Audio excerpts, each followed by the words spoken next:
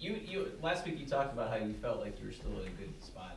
So now 2 wins later, looking ahead at the standings and maybe where you can be at the end of the year.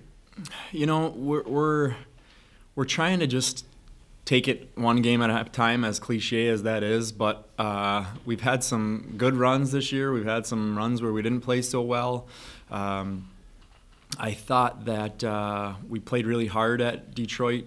We didn't play as smart as we could have at times, but we played hard enough to get the win down there. It's nice to be to have that two-game win streak going into another tough road trip. But we had a great practice today, and you know, we'll have one more here at home, and then we'll be on the road for 2 games.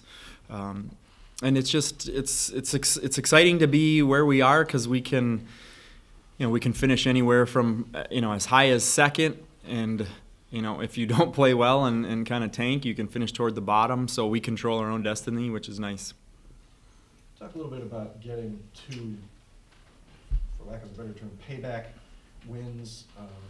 Obviously, it's important in the standings, but what are the other things it does for the team? I think confidence-wise, it always helps.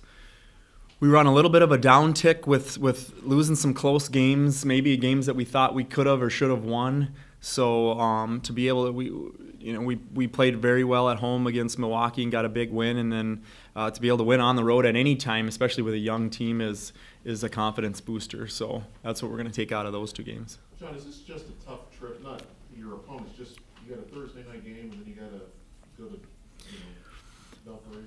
You know, every trip, especially in the league, is tough. Anytime you're playing on the road, it's tough. The league is kind of moving towards, you know, a Wednesday on the road and a Saturday home, or vice versa. So, you know, we have obviously 2 on the road and no home time in between. But you know, the upperclassmen are used to it. The younger players are getting used to, you know, at least understanding that they got to be sharp and focused and ready to go on any games, whether you're at home or on the road for your second game. So I think they'll be ready.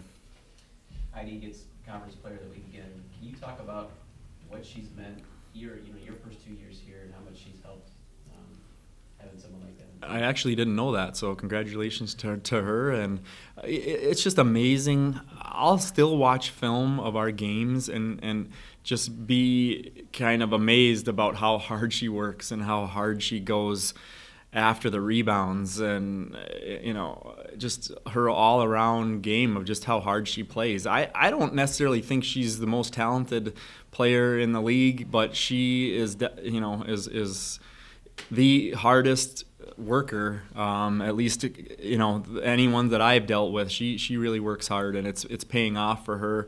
We've kind of made the decision that we're going to, you know, just rely on her down the stretch and give her the ball and let the chips fall where they may. I mean, she's worked hard enough and put in so much time. She deserves that, and you know, she's just been unbelievable.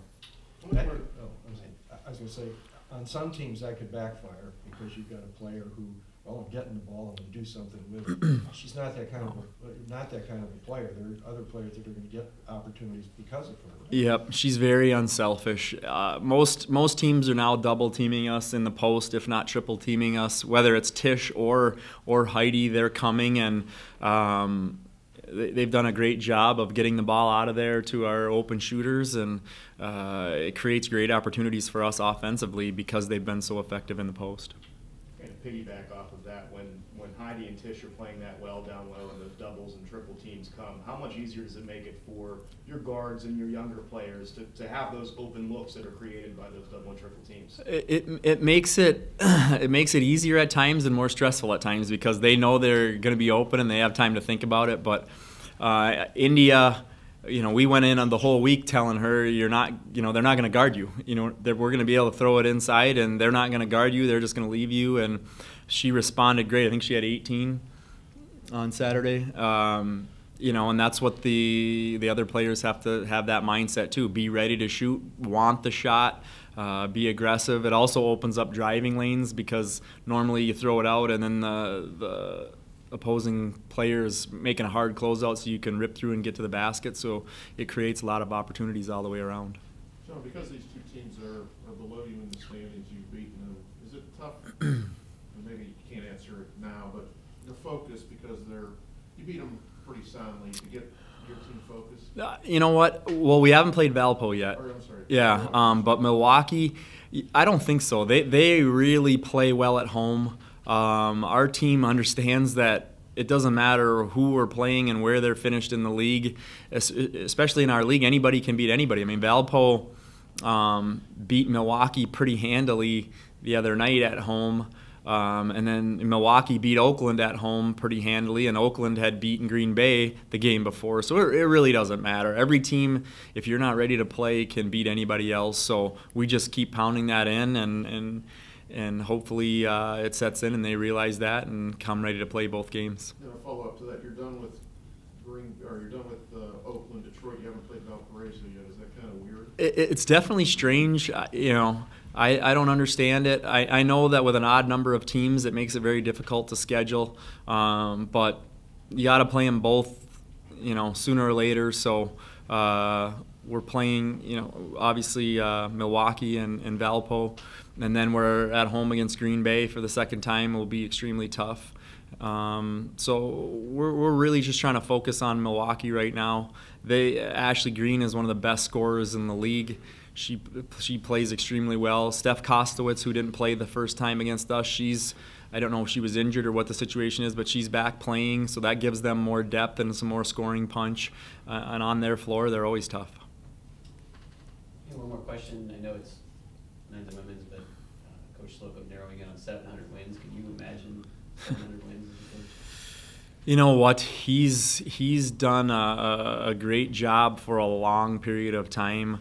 700 wins is obviously you've got to be in it for a long time. I don't know if I could take the stress and the commitment for that long of a period of a time. So he obviously really loves the game, and hopefully he gets that soon. And what a great accomplishment that would be. Anything else about Milwaukee that stands out that you did well here or kept them from being here that's important this week? Again, they're a very good offensive team. A lot of their players can score. They run a ball screen continuity offense that creates problems. Green she's not only a very good three-point shooter, but she can post up. So we tried to put Nikki on her, and she kind of posted her up, and then you try to put a bigger player on her that can handle her in the post, and she'll take her outside. So we're just going to try to do a really good job of not letting her really get going. She had 31 or 32 the other night, so she's capable of scoring a lot of points. We're going to try to minimize her scoring and then not let anyone else get going too much either. I mean, it's going to come down to our energy, how hard we work, and how well we execute the game plan, especially defensively.